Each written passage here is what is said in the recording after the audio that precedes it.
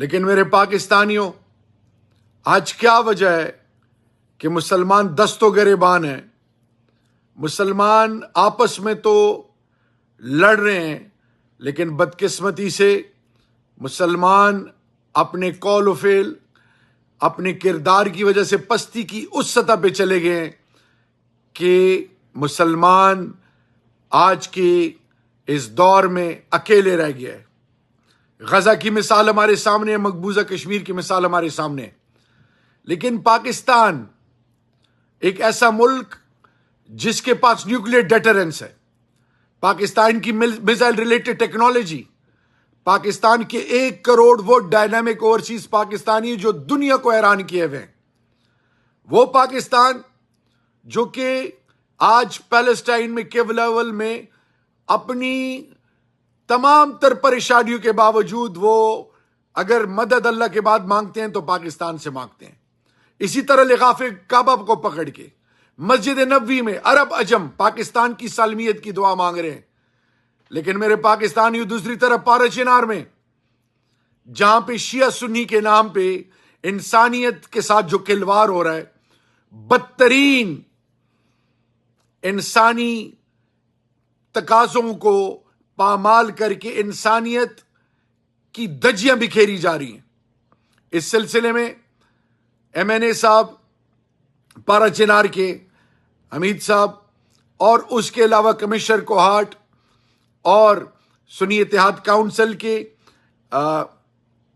और फिर MWM के राजा साहब, इन सबको एक डेलीगेशन की शक्ल में जब मैं लेके गया था तो वहां पे हालात बहुत बेहतर हो चुके थे और चीफ मिनिस्टर अली अमीन गंडापुर साहब को ऑन बोर्ड लेके हम वहां पे गए, दोनों स्टेक होल्डर से मिले।